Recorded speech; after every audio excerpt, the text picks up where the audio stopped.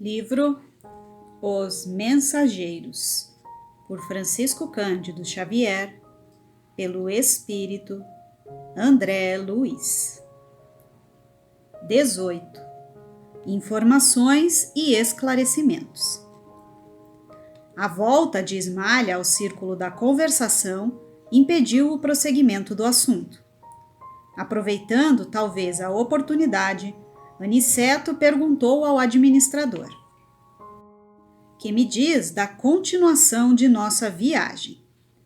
Estimaríamos alcançar ainda hoje as esferas da crosta." Dirigiu-nos Alfredo significativo olhar e falou: "Não me sinto com o direito de alterar-lhes o plano de serviço, mas seria conveniente pernoitarem aqui. Nossos aparelhos assinalam a aproximação de grande tempestade magnética ainda para hoje. Sangrentas batalhas estão sendo travadas na superfície do globo. Os que não se encontram nas linhas de fogo permanecem nas linhas da palavra e do pensamento. Quem não luta nas ações bélicas está no combate das ideias, comentando a situação. Reduzido o número de homens e mulheres continuam cultivando a espiritualidade superior. É natural, portanto, que se intensifiquem ao longo da crosta espessas nuvens de resíduos mentais dos encarnados e invigilantes, multiplicando as tormentas destruidoras." Aniceto escutava com atenção. "Não me preocupo com a sua pessoa", continuou Alfredo, dirigindo-se de maneira particular ao nosso instrutor. "Mas esses dois amigos, penso, seriam desagradavelmente surpreendidos." "Tem razão", concordou Aniceto. E, esboçando significativa expressão fisionômica, prosseguiu: "Avalio o sacrifício dos nossos companheiros espirituais nos trabalhos de preservação da saúde humana. São grandes servidores", disse o senhor do castelo. "De quando em quando, observo-lhes pessoalmente os núcleos de atividade santa.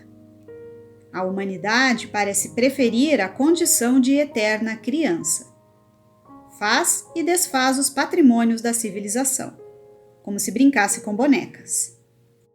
Nossos amigos suportam pesados fardos de serviço para que as tormentas magnéticas, invisíveis ao olhar humano, não disseminem vibrações mortíferas, a se traduzirem pela dilatação de penúrias da guerra e por epidemias sem conta. As colônias espirituais da Europa, mormente as de nosso nível, estão sofrendo amargamente para atenderem às necessidades gerais. Já começamos a receber grandes massas de desencarnados como consequência dos bombardeiros. Nosso lar, pela missão que lhe cabe, ainda não pode imaginar todo o esforço que o conflito mundial vem exigindo da nossa colaboração nas esferas mais baixas. Os postos de socorro de várias colônias, ligadas a nós, estão superlotados de europeus desencarnados violentamente. Fomos notificados de que as súplicas da Europa dilaceram o coração angélico dos mais altos cooperadores de nosso Senhor Jesus Cristo.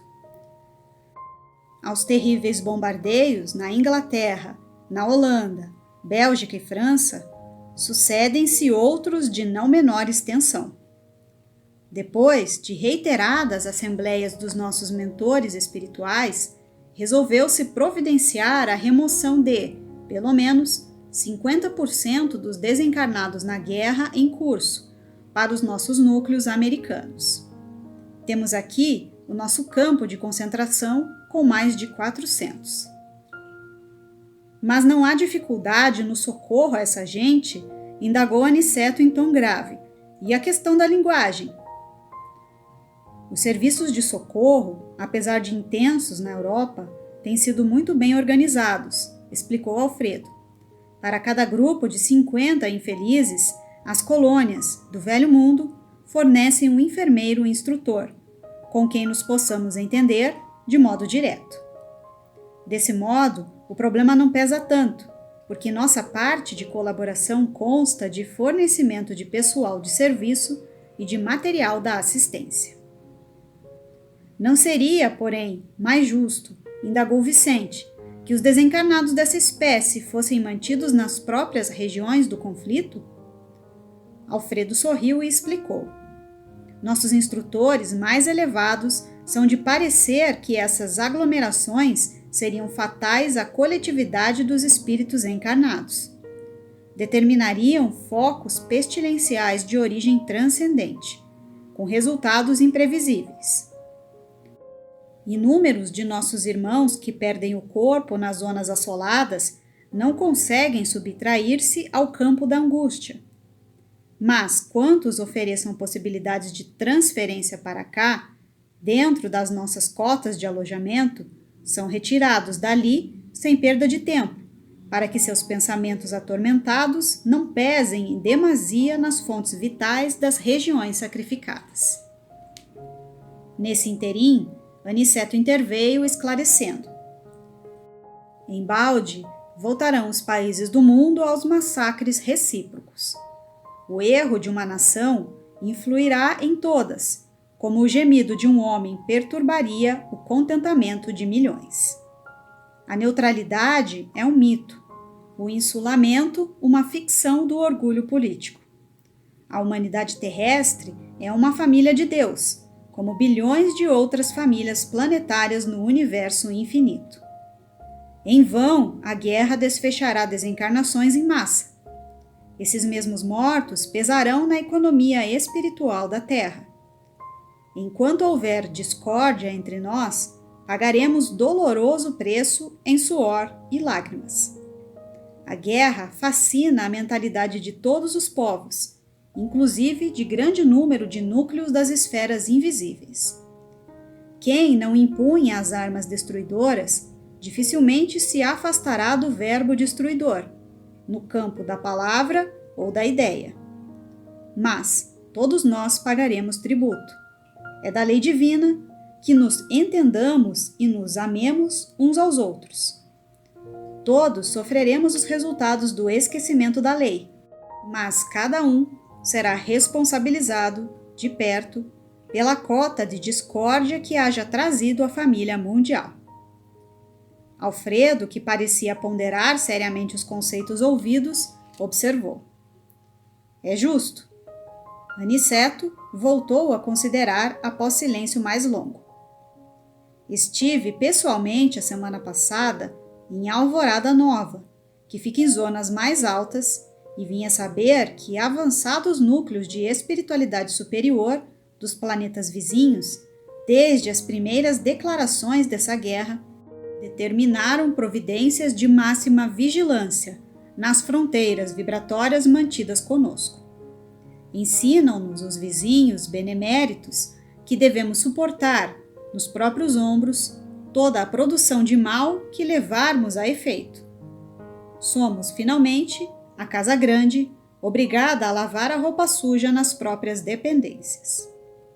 Sorrimos todos com essa comparação.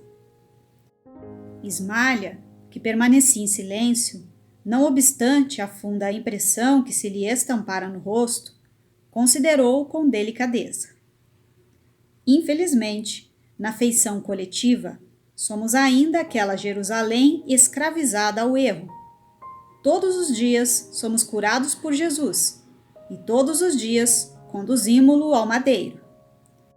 Nossas obras estão reduzidas quase a simples recapitulações que fracassam sempre.